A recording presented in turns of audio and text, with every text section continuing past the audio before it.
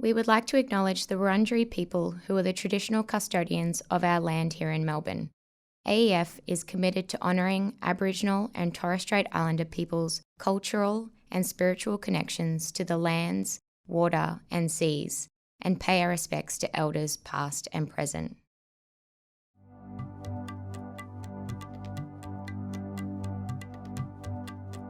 Hello and welcome to Building Bridges, Asia Education Foundation podcast that explored people, places, and relationships of Asia Education Foundation long-running Australia-Asia Pacific Bridge School Partnerships Program.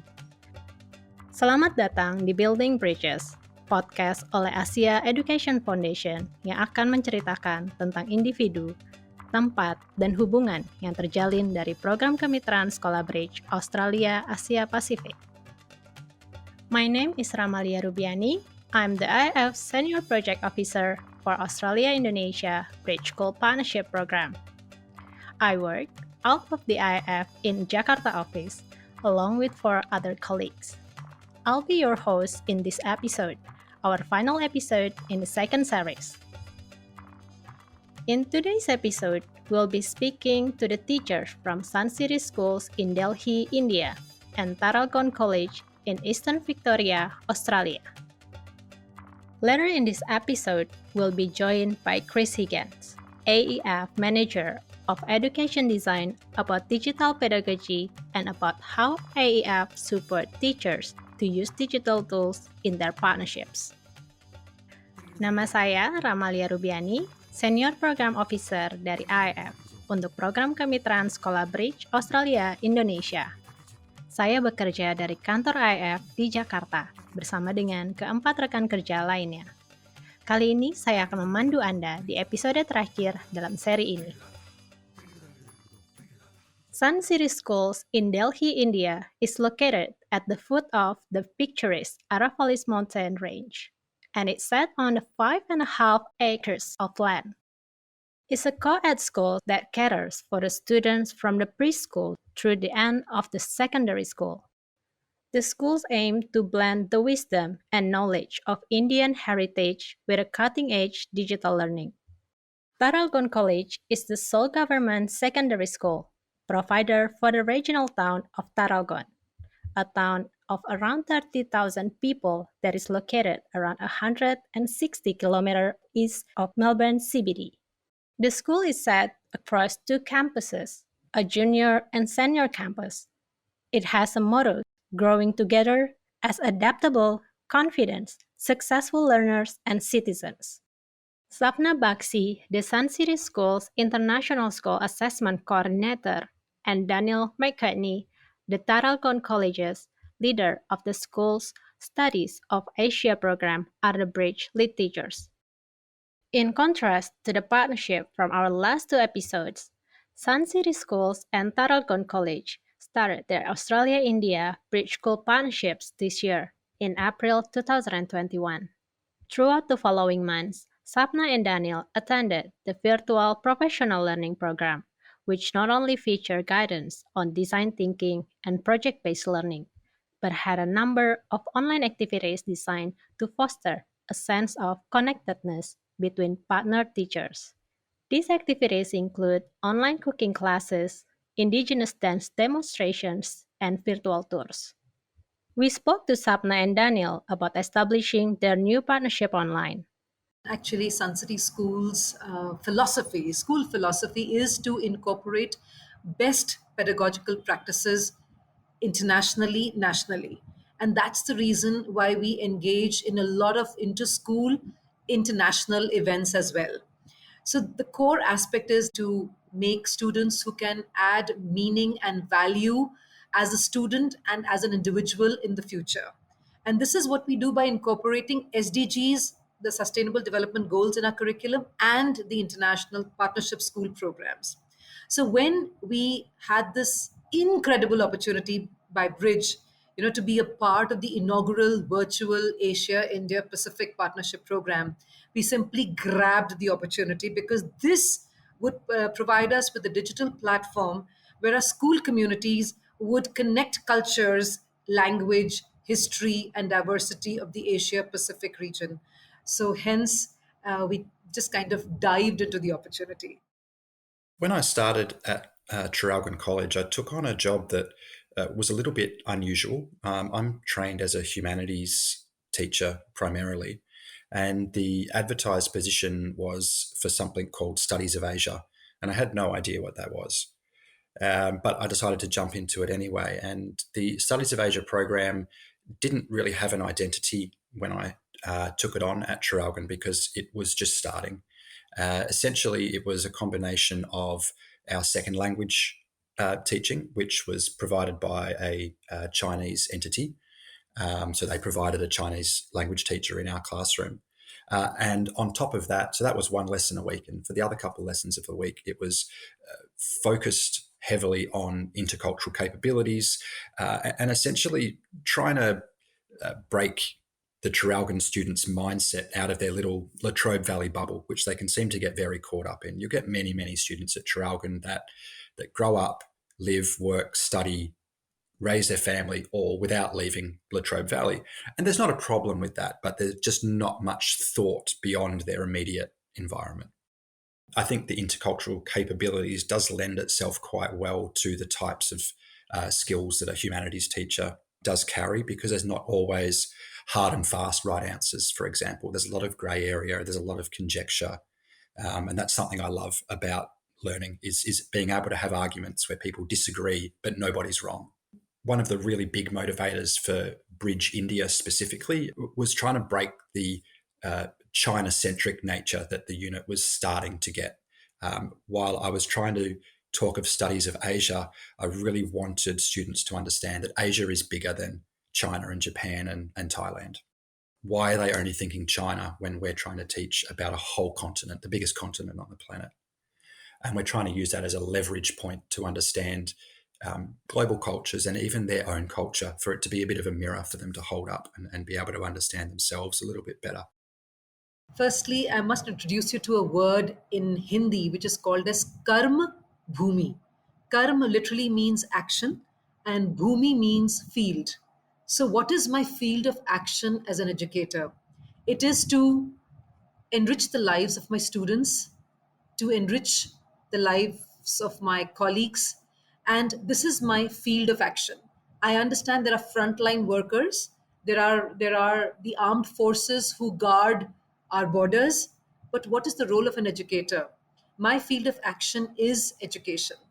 So, how do I inculcate this drive to be always to be moving forward, to be tenacious, to be very positive? I can only do that when I portray that same spirit with my students. And that is what this digital platform of remote learning offered. We ensured that we were not stagnant. We were not standing still in time. We had to, gather our spirits, gather all the resources we have, and go charging into our field of action, which is education.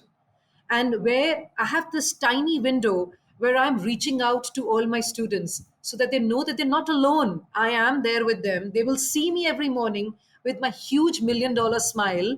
They will see that she's someone who's rearing and soaring to fly high, and they have to get infected with my infectious energy. That's it. If there is one thing which is absolutely infectious, that is your energy and your passion.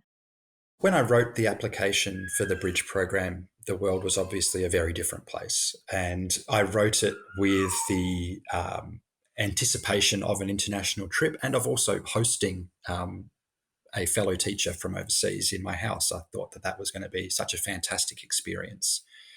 I was then sort of informed that I had succeeded in my application, and I was thinking, fantastic, I get a trip to India. And then we all know what happened to the world after that. Without the ability to jump on the plane and meet each other, Sapna and Daniel organized a number of activities to share online. One of those activities was called Cheers with Sapna. So, when we had this particular experience about chai tasting, that is my go-to drink. The first thing in the morning, or whenever I need to uplift my spirits, I need a cup of tea which really rejuvenates my mind. It opens my mind, and all my senses are in active mode when I have a hot cup of tea, which is brewed with spices and ginger and our, all cardamoms and cloves, everything possible. I think all those, medicinal juices, hone my creative juices in the meantime. So when I had this opportunity of doing this chai tasting, I definitely used the opportunity to drink. And it is my way of saying thank you to Bridge for being so thoughtful because chai is the drink which I think every Indian goes to. I'm not the biggest lover of chai tea, I've got to say. It's not really my cup of tea, so to speak. Uh, Thankfully, my partner loves it. So I certainly got my practice in of making chai tea. And then I would pass it on to my partner and she would drink it, which was wonderful. But, that shared experience just brings you a little bit closer when you are definitely separated by the distance that we are at the moment. So I covered it up for both of us. If he is not hooked on to tea, I'm double hooked. So we kind of balanced each other. Daniel and Sapna took a student-led process to determine the directions of their program and what SDGs they would address. Sapna and I were given the charge of, here's the United Nations Sustainable Development Goals, choose one to focus on for your work. We thought that if we just chose one, we were negating that very important part of schoolwork, which is engaging student voice. And so, we also thought that if we just gave them all 13 sustainable development goals, it's a little bit too much to work with. So Sapna and I narrowed down our own shortlist of ideas within the sustainable development goals that we could see having some commonality across the divide between Traralgon and Delhi. And with those shortlisted sustainable development goals, we then set up our first video conference from there with students from Sapna's school, students from my school, having a discussion across the Indian Ocean about which sustainable development goal they'd like to settle on. They chose SDG 3, which is good health and well-being, and then that morphed into this idea of healthy body, healthy mind. And that was really led by the actions that we saw the students beginning to take when we asked them to start sharing some of the things they did to ensure their own good health and well-being. It would have been very easy to just give the students the idea and say, here's what we're working on. But if you work through it, I feel that the outcomes at the end really give students something more that they can latch onto and say, hey, I did this. I helped create this, rather than I just worked on this. Once we had the STG in place, we started working around it. So we had 2 video conferences when the students posed questions to each other. We had this place when we learned how our cultures helped us to make sure that we had good health and well-being. We had parents being interviewed by the students, and we were sharing our good health practices with the Australian students, with the Traralgon students, and they in turn were sharing their good practices with us. We did not know that this wonderful game called as footy existed till we had these 2 wonderful students who demonstrated to us how it works. And we said, oh my God, we've just learnt about a new sport. Sapna and Daniel communicate using WhatsApp to stay in touch not only with each other, but the other teachers in Australia-India Bridge School partnerships. One topic that came up into the chat was the opportunity of the upcoming International Yoga Day presented for the school to collaborate. And all of a sudden, there were half a dozen different classes that had filmed themselves, doing yoga and were sharing it with their partner schools. So I took that into my classroom. In fact, I think I took it into 2 or 3 classrooms in that day. And Sapna had provided a video that she thought would be suitable in the classroom. So I could share that with the students. I could say, hey, we're going to do a little bit of yoga.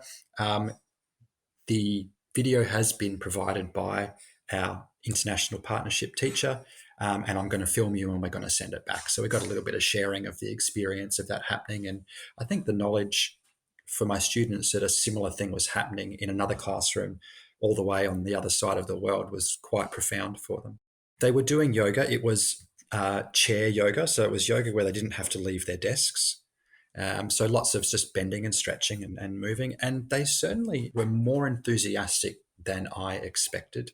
One of the things with the cohort of Traralgon students is they can be resistant to new experiences, but they certainly jumped into this, and it was quite a lot of fun. Yes, I do understand that there are certain students who would not be very comfortable in doing it. But the moment you see the bigger objective, that's where learning objectives come in. Because if our learning objectives are in place, we will receive our learning outcomes as well, because they are linked together. The moment you enlighten someone that this is the benefit you're going to get out of it, there you have the person's attention. So if we have to encourage students to be open to new experiences, we have to firstly tell them what are they going to get out of it, because their first question is, what is in this for me, what am I getting out of this? So the moment you tell them that this is what you're going to get out of it, you're going to be fitter, you'll have your entire well-being in place if you make meditation and yoga a part of your lives. And if even you hook on to one person, the rest takes it up from there. Then there's a chain reaction. You only need to catch hold of that one person who you can impress, because he or she will be the driving factor for the rest. Yeah, I was pleasantly surprised. Probably the first 10, 20 seconds of the video, you'd certainly see that group of students that just wanted to sit with their arms folded. But by the end, pretty much everybody was getting involved. And the comments after were, oh, yeah, I feel better. Oh, that feels good. Or I'm going to look up more videos like that so I can do them at home when I'm stuck on the computer. So we certainly positioned it as something that was healthy for them in their context of being in chairs, at desks, on computers. As we've done with every teachers we've spoken to this series, we finished by asking Sapna and Daniel what advice they would give to someone thinking of applying to be part of the Australia Asia Pacific Bridge School Partnerships Program. The most important thing, go with an open mind, because only if you have your spirit, soul, and mind open to receive information, if you are humble enough that I am here to learn something, I'm here to make a difference, I'm here to make an impact of positive change, only by giving and receiving can you make a difference. This is not just a side project that's going to be a little bit of fun. This is a big part of my practice. So advice I would give to teachers about to embark on a bridge program is make sure that you've got the support of your leadership. Make sure that they understand what you're getting into, and make sure that support from your leadership actually comes in a tangible form, whether that's a time release or a space to work and a space to share your work, and a plan with your leaders or your coaches or your supports for what you're going to do with that work as you move forwards as well.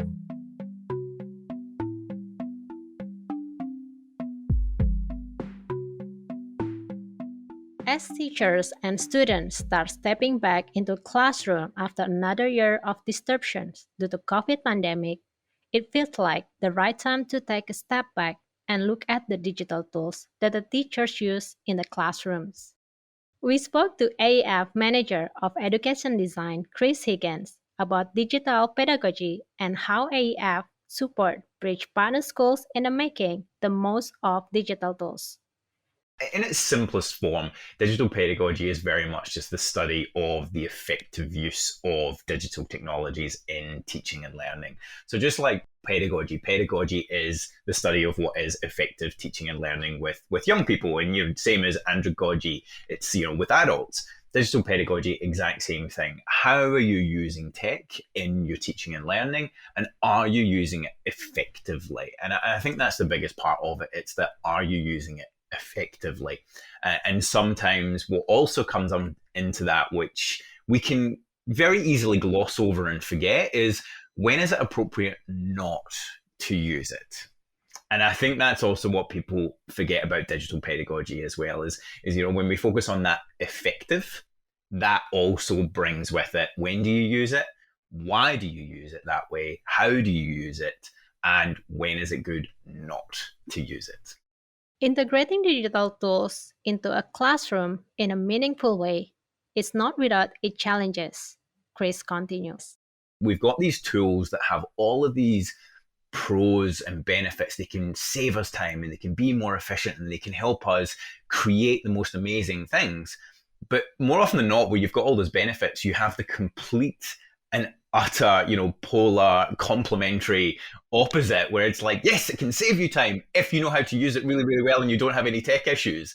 But then it's like, it can also take you a lot of time to learn how to use it. And if you've got tech issues, it can take up an awful lot of time to try and fix them. And we've all had that. We've all had that situation where you think you've planned the most amazing lesson and the tech just fails at every single angle. And before you know it, the lesson has fallen apart, the kids are completely and utterly distracted, they're not engaged, they've lost interest, and it ends up being an absolute write-off.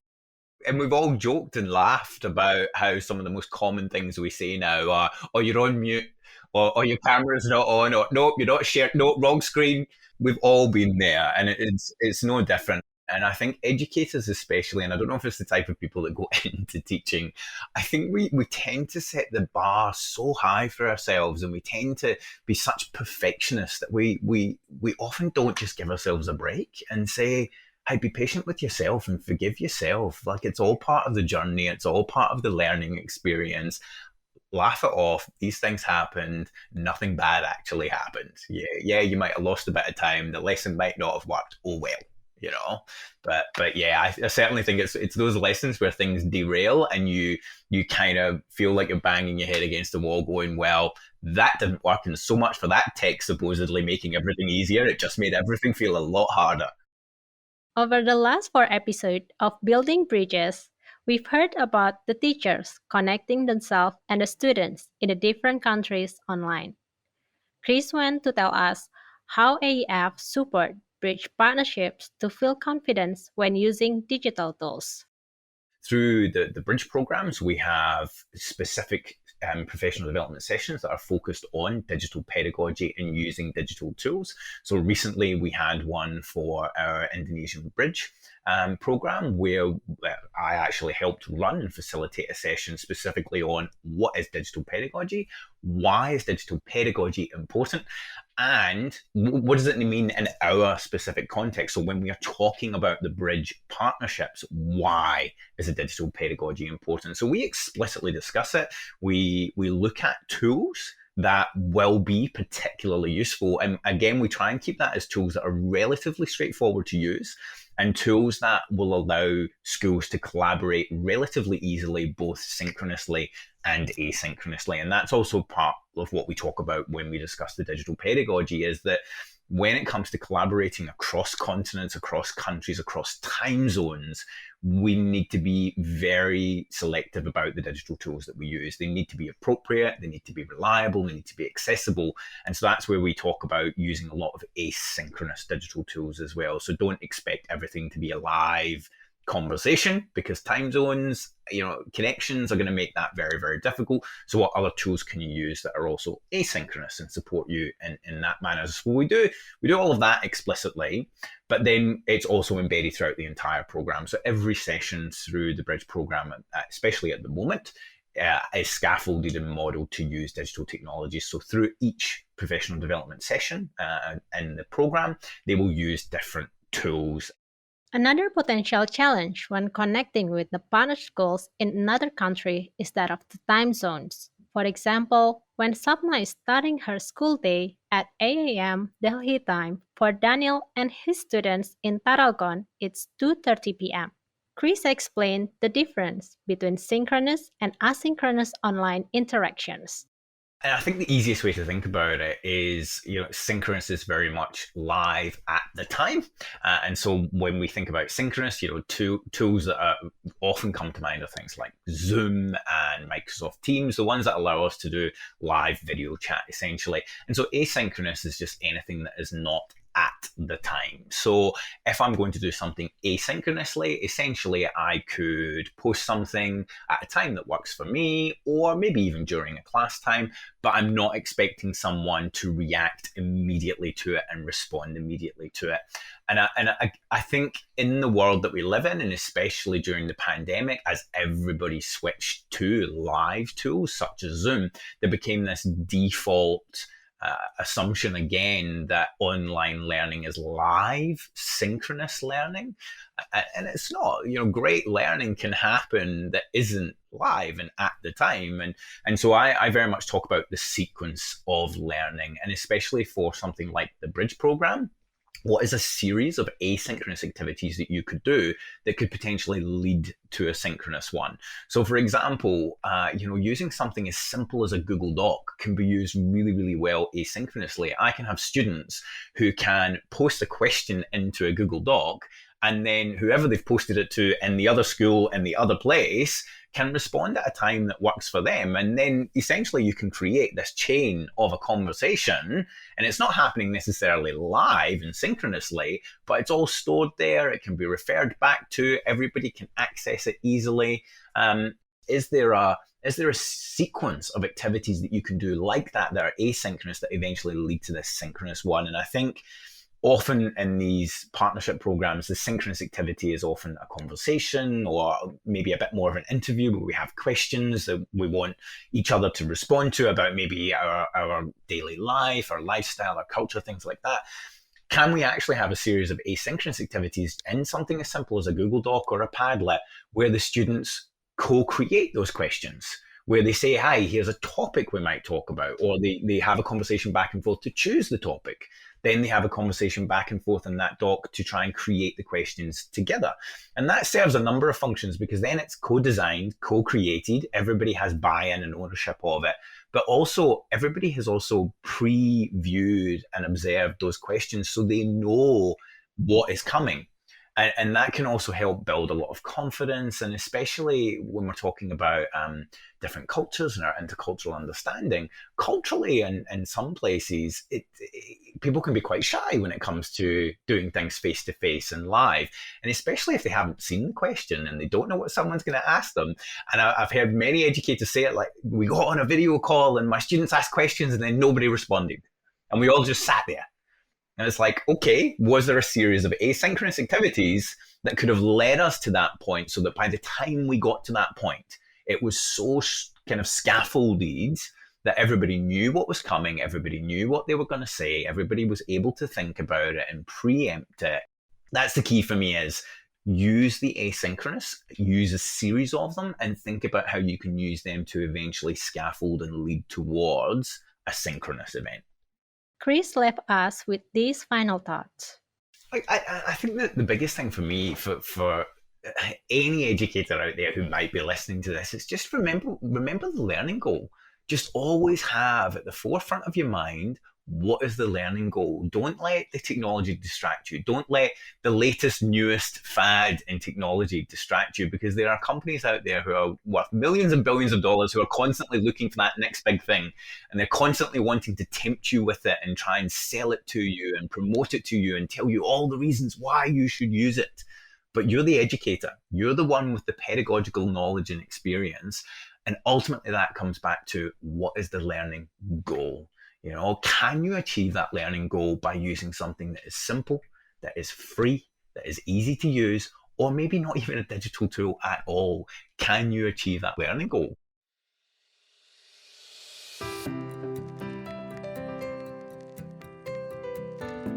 Thank you for joining us in this final episode of second series of Building Bridges. I'd like to thank our guests for today's episode, Sapna Bakshi, Daniel McCaughney, and Chris Higgins.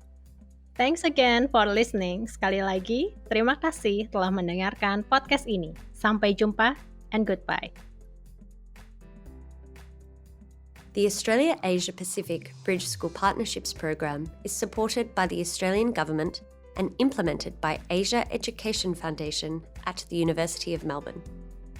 We thank the Department of Foreign Affairs and Trade for their ongoing support of Bridge School partnerships across the region. This podcast series would not be possible without them.